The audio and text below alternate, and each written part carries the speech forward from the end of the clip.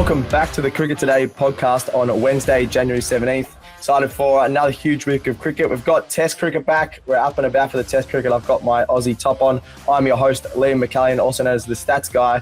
I don't know where Marcus Barzano is. Hopefully he's all right. He's gone away. I've got no idea where he is right now, but we'll see him hopefully on the next episode. But Leo has turned up for work today. How you going, Leo? Yeah, good. Thanks, Stats Guy. I'm pumped up. We got Big Bash finals sorted, the best 4 teams in it, and Test cricket starting today. So a lot of sport happening, and just very excited. Yeah, a lot of sport happening. I was at the tennis last night. Had the Big Bash up while I was there as well. I was just in sport heaven at Melbourne Park yesterday. It's absolutely awesome, especially in Melbourne at the moment. Other than the weather, I'm glad there's no Big Bash game on in Melbourne today or the Test, because it would absolutely be washed out. It's absolutely shocking weather here, but it is the best time of year. Like you mentioned, BBL, one more game before the final. So the final start on Friday. We've got the Test cricket, Australia versus the West Indies, which we'll get into today with the big match preview. So we're going to cover all of that, including the BBL match, last game of the season, the Thunder and Renegades playing for a bit of pride. I was bagging the Thunder. We've bagged the Renegades a lot this season, so both of them want to finish off with a win and finish off with. Does this decide the wooden spoon actually, Leah? Yeah, I believe so. Yeah. Yeah. Okay. So both teams will want to not finish on the bottom of the ladder and just feel a little bit better about themselves. We're also going to, of course, talk about some SuperCoach BBL and then cover through last night's match between the Scorchers and the Sixers. Which one are we getting to right now? That was probably the game of the season. I'm just going to say it right now. Yeah. What were the scores in that one, Leo? Absolutely, game of the season. Sixers just showed up, didn't they? Well, not with the ball, but no one really did with the ball. No. Scorchers 4 for 197. I think they were going on to run a ball for the first sort of 9 overs. Yep. And then, Laurie Evans, he's done it multiple times this tournament, and he's done it again. I think it was 72 off 34. Insane innings. Connolly came in with a nice little cameo. And the Sixers saw that score and just said, that's easy. We'll chase that. 97 they've chased. That's crazy. I don't understand where it came from. Like Dan Hughes, he's more of a run a ball strike rate, and he's just come out and said, I'm going to hit Lance Morris for 20 off the first over. See you later. And just felt like, they were in control. And the second last over, so Behrendorff bowled it, 3 wickets in it, including a run out. Yep. I think it was 4 runs off it, and you think, that probably sways it back to the Scorchers here. Then it was 9 off 3, and Henriques just hit an outstanding blow to make it 3 off 2. And from that point on, you're back in the batting team. So it just goes to show you what taking it deep into the batting innings can actually do. Even if you do need, 12 plus, one or two lusty blows can really change the game. So great win by the Sixers. Amazing game in front of another packed crowd. So, that was just awesome. And that decided who played the Heat, right? So that's decided who plays in that qualifier final. So whoever, top 2 make that qualifier final. Whoever wins that qualifier on Friday night goes straight into the grand final, the final. So that's pretty awesome. It was the first Scorchers loss as well at home since January 3 last year. They had a streak of 8 matches there. Wrote about yesterday on cobet.com.au if anyone wants to check that out. They're almost impossible to beat at home, especially when they're putting down 197. You go Scorchers at home with that bowling attack. But that's why I'm not really trusting them to go all the way this season, as we mentioned last week. They've had too many times this year. Well, I say too many, probably only a couple of times where they've got hit out of some bowlers have got hit out of the attack. And that has not happened probably the last 3 years for the Scorchers. So it's a bit of a weird look for that one. I'm going to go the slog of the night. Why don't I get right into it, Leo? Slog of the night. I know Evans made 70. I know Hughes made 70, but I'm going to give it to Henriques. I think he was absolutely awesome. Big Moises. He got turned off his Spotify and just absolutely tore it up for the Sydney Sixers. What did he end up having? Let me just double check. 42 was it? No, 47 off 20 in the end. 235 strike rate. I think he was the difference. I know both teams had Laurie Evans, awesome. He's having an awesome season. Another 70, and same as Hughes did really well. That's probably the best I've seen Hughes bat in a long time. But I think Moises was the game changer. Like you said, he had to hit the winning runs off the last ball. It was a tie on the last ball, hits a boundary. I think real captain's innings. Commentators like to talk about that one, and he just really stepped up. So slog of the night, I got to go with him. I feel like you want to talk about Jaffa of the day and the best bowler, Leo. Yeah, you kind of read my mind there, stats guy. Ben Dortjes, 2 for 23 off 4 overs. I don't think he's been getting enough love, actually, Ben Dortjes. I'll agree with that. Been very underrated, not just this season, but in past seasons. Just really tough angle to hit. He always goes right across the right-hand batsman and has great changes of pace that are pretty hard to pick up. I think if he keeps this up, there's no reason why he can't be in the Australian T20 squad sort of conversation at least. He's been brilliant this year, very hard to hit. The wickets maybe has to improve a little bit, take a few more. Yep. He's still taken quite a few though. It's his economy that's really impressed me. I don't really remember a time that even if he does get hit, he's taking wickets. So yep. I really like him as a bowler. Yeah, I'm just on his stats now. Actually, he's just under 7 and over. He goes at, so that's great in Big Bash. Anywhere under that sort of 7 or 8 mark is really good. Got 81 dot balls, which is awesome, and 11 wickets. He's gone over a wicket a match, which is all you really need as a Big Bash bowler. But yeah, he's averaging 20 with the ball, and he's been absolutely awesome. I haven't really ever thought about Dwarshus for Australia, but that could actually work. Wouldn't have, if you said that to me at the sort of the start of the season, I would have said, oh, but then you look at his stats and he's actually really solid. So I don't mind that one. Why don't we get into moral victory of the night? This is usually your one as well. What have you got for that one? Yeah, moral victory of the night goes to Jack Edwards. So Sixers win the game, obviously. It's all fun and good. You walk off the ground. Everyone walks off the ground feeling happy. They've won the game. Jack Edwards, off his 4 overs, got hit for 54. That's an economy of 13, and he goes out for a golden duck. So Jack Edwards gets the moral victory of the night because he did absolutely nothing to contribute to this win, but he still wins. So a little moral victory for Jack. Yeah, good on Jack. Yeah, he'll be filthy. I talked him up on the in the SuperCoach segment yesterday, and he had 54 off his 4 and a golden duck. That is woeful. Maybe he needs to bring his long hair back for his batting. I think he was a better batter when he had his long hair flowing through the helmet. But I still think he's had a decent season. But you're right. It doesn't matter if they lost that they won, and he's gone really bad because they're into the qualifier final, and he's laughing all the way to the bank there. All right, so I think that's it for the Scorchers vs. Sixers. That was just an unbelievable match. The crowd again at Optus Stadium was awesome. Absolutely loving it. I didn't mention Laurie Evans was singing Sweet Caroline again on the mic, which is pretty funny on Fox Cricket. That was a good laugh. So, yeah, definitely great win by the Sixers to finish top 2. And I think, they'll go really well in the finals now. So will the Scorchers, but they're in the knockout final.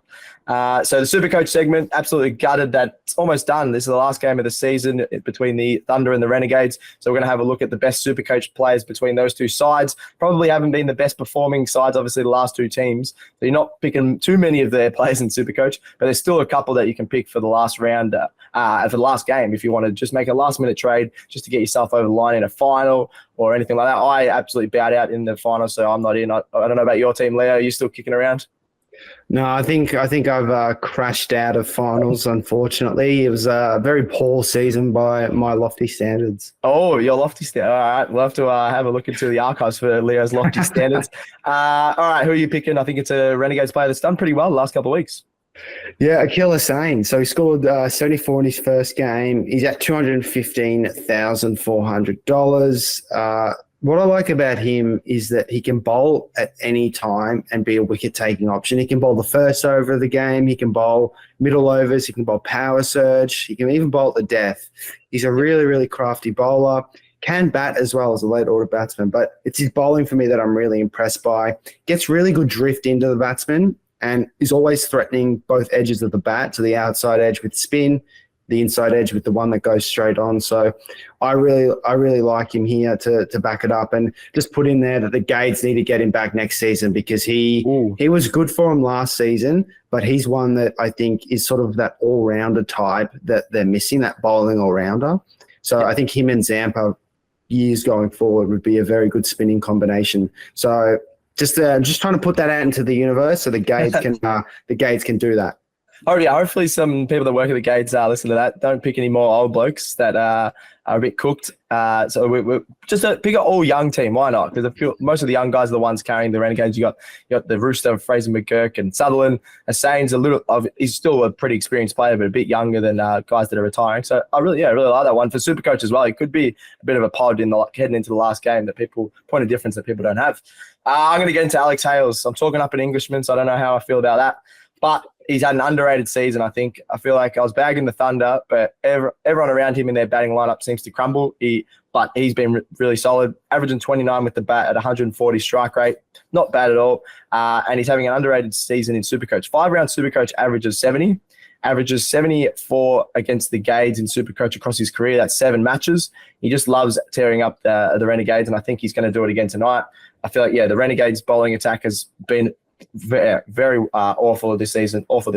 Tom Rogers, I feel like, is almost done. I think last season or the season before, he was one of the best bowlers in the league, and I don't know what's going on with him. There's a few other bowlers as well that I just don't trust for the Renegades to get Hales out. So 154,000, I think he's a great last option in your SuperCoach team just to get you over the line. I reckon he's going to have a huge score of over 100 in SuperCoach tonight. So that's my pick for the Renegades Thunder. All right, let's get into the predictions for this one. Renegades Thunder. Is it Renegades home game? Is that correct? I'm not too sure, actually. I'm going to just double check that while we do that. But who are you picking for this one, Leo? Yeah, I'm gonna tip the Gades here. It's a really tough game to tip just because they've both been really, really bad this season. Yeah. I think for me, the Gades bowling has been their main letdown, but the Thunder batting has been their main letdown. Like, they haven't fired at all, even with Warner in the team. Like, they have a top 3 of Warner, Hales, and Bancroft, and still can't make over 130. So yeah, I think that's where the Gades will sort of restrict them in that regard, like with the ball, and keep them to a low score. And I think the Gades batting, it'll probably fall on Fraser McGurk again to make a 40 odd and get them home. But yeah, as I said, tough game to tip because they've been really bad, both these teams this season. I know. Yeah, I'll lean towards the Renegades as well, just because they've been slightly better. Obviously, on the ladder, you got 7th of the Renegades with 5 points. They've got one of the worst net run rates. Actually, might be tough for the Thunder. They have to get a decent win to go above the Renegades. But yeah, I'm going to slightly go them. It's in Sydney, this match, I'm pretty sure. Let me just double check that on the match report. Oh, Giant Stadium. So yeah, in Sydney, out there. Yeah, Giant Stadium near the showground. So usually you go, maybe a little bit of lenience towards the home side, but they can't win anywhere at the moment, the Thunder. So I'm going to lean towards the Gades as well. I really hope they finish off with a win.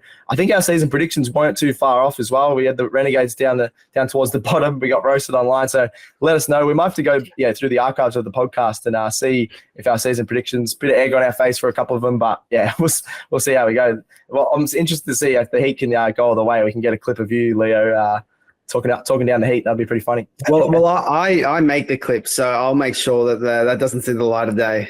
I'm going to get on YouTube right now, I reckon, and learn how to jack up some social clips. I should be able to do that, so I can get some clips about you. Just a compilation or a complimation, as Alex would say on Football Today. Check that out, Football Today. You on the Football Today pod.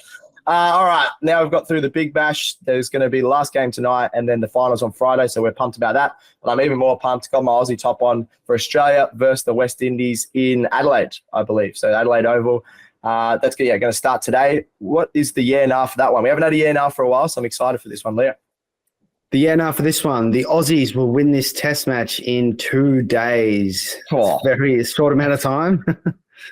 2 days. I gotta say nah. Unless they could. I had a look. The West Indies haven't played a test match since July last year against India. So they play a lot less test matches. Some of the lower sort of ranked teams don't play as many test matches. They're not going to be used to this format. I think we're going to absolutely smash them maybe in 3 days. I'm going to say 2 days is pushing it. India did win that last test match by an innings. I wouldn't be surprised if the Aussies win by an inning, send them back in, just bowl them out. But, we weren't as convincing against Pakistan as people thought. Maybe we won't be as convincing against the West Indies, but they're going to be horrible, aren't they? They're just not used to this format. And I wouldn't. It'd be pretty cool if it ended in 2 days, but I want to see more cricket. So I'm going to say 3 or 4 days it will end. What do you reckon about that? Yeah, no. Yeah, look, I mean, we saw South Africa, India finish in 4 sessions. True. So, look, I'm going to say nah, but I think this has sort of come from the fact that the West Indies team, I don't really recognise a lot of their players. I think they actually have a strong opening partnership. Like that's going to be a tough partnership to crack. Brathwaite and Chanderpaul have been pretty solid. From there, with the batting, though, it seems very slim. I'm happy to be proven wrong because then we might see a test match. And then the bowling, they've obviously got, I think, Azari Joseph is in and Kemar Roach, who are sort of, I guess, experienced campaigners, can be threatening. But I think when sort of they came here last time, they weren't too impressive, especially Azari Joseph. So, yeah, look, it's going to be a smashing, I think. I think the Aussies will win. Just unsure about that 2 days. Yeah. I feel like don't buy tickets to day 4 and 5 just yet. Maybe wait till the morning of, and then. But definitely you can definitely go the first 2 days because I doubt it's going to be first opening test is going to be 2, but they could get smashed. You got Azari Joseph, who I still really like, but they've got a lot of guys that are much better in the shorter formats. They've won a few series the last couple of years in the ODIs and the T20s, but like you said, I don't think they're going to be trustworthy in the test match. All right, let's get into a prediction, man of the match, big call, whatever you want to do. Actually, I haven't put some of these in, but I'm just going to do them on the fly. What's your prediction, man of the match, and big call for this one, Leo? Prediction, Australia. This will be convincing, I think. Pat Cummins, man of the match. This is purely because I feel like in the recent podcasts we haven't said Pat Cummins because it's just like we expect him to do well. We'll pick someone else, but I'm just going to keep it simple. He's been in great form. He'll keep that up. And my big call is Steve Smith doesn't score more than 15 runs in his 2 innings as an opener. Might only be 1 innings, but I think it'll be I think he'll depart pretty early on. I like Kemar Roach to him as a matchup for the West Indies. Just something about it. He'll always be threatening sort of that front and back pad the way Smith moves across. So that's sort of my reasoning behind that. Obviously, happy to be proven wrong because then we'll see some runs. But Steve Smith. We're definitely gonna have to clip that one up. Steve Smith not to make more than 15 runs in 2 innings. So everyone was talking up him as an opener, and then what did he make? A golden duck in the Big Bash. So I'm hoping that doesn't happen again against Kemar Roach or Azari Joseph. But you never know. That's a massive call. I don't mind it. I'm gonna go obviously Australia to win for my prediction. I think we're gonna be too strong as we laboured before. Just not.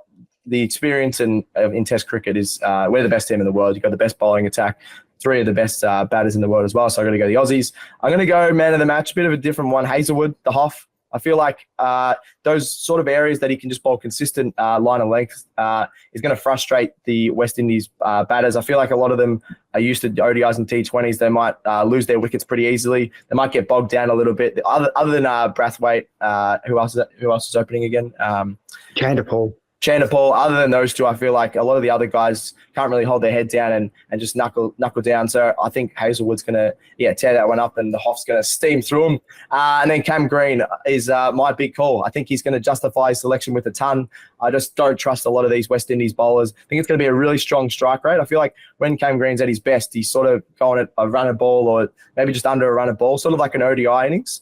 And I reckon that's going to happen in the first innings when the pitch is pretty nice, good conditions in Adelaide today. So I wouldn't be surprised if Cam Green makes a ton over the next couple of days, which would be, shut a few people up. I think he's still got a 33 average. He's an absolute gun. I think you got to pick him, especially 24-year-old that's on the up. So I think it's going to justify selection there. All right. We've had some big calls there. I can't believe Steve Smith under 15 for two innings later. This will be interesting. That'll be an interesting bet, actually. It's just one I probably wouldn't put money on. But true. Yeah, just trying to, I guess, base it around matchup to Kemar Roach. Yeah. No, fair call. We'll have to see if Kemar Roach is fired. He'll be fired up if he gets Steve Smith out. Actually, who take the first ball? Surely Uzi. I was going to talk about that. I think Uzi will take it. Yeah, I think it might be a matchup thing. They might have their own thing where it's like if they're better off facing a right arm bowler compared to a left arm bowler, something like that. But I think it'll be Uzi unless they have something that they or is it local cricket? Toss the coin, paper scissors rock, or something like that. That'd be pretty funny if we just pan to the rooms and they're like, "No, you do it." I mean, actually, no, I don't think that would happen with Smith. It wouldn't be a great look that neither wants to open and the door. Yeah. I feel like Steve Smith might just face the first ball, so he definitely gets an extra ball in. So he's just because he loves his cricket. Yeah, that's a good point actually. Oh, that's funny. All right, I think we think the Aussies are going to smash them, but I hope that Windies put up a good fight because I obviously want to see a good Test match and a good Test series. But that's it for the Cricket Today show. We'll be back with this tomorrow. Hopefully Marcus is awake by then, and he'll be raring to go with Leo and I to get right around the show. Subscribe on your podcast apps, Spotify, Apple Podcasts, etc. Like and review it, would ya? Chuck a follow to Cricket Today and Cricket Today AU all over the socials. That's Facebook, Instagram, TikTok, and X. Check out Football Today AU, Football Today Pod on all the socials as well. We did a big EPL preview, talked about the Asian Cup, the AFCON, talked about KDB, Kevin De Bruyne in that show as well. He's an absolute star. So check out that for all your world football needs. And then also send in any questions via the socials, anything you want to chat to us about. We're all keen for some comments, especially on TikTok. Marcus and Leo going off on there. That's it, I think. Thank you very much for turning up, Leo. No, thanks, Stats Guy. Anytime. Thanks, Joe, for producing. Thanks to me. And that's another episode of Cricket Today done. We're out.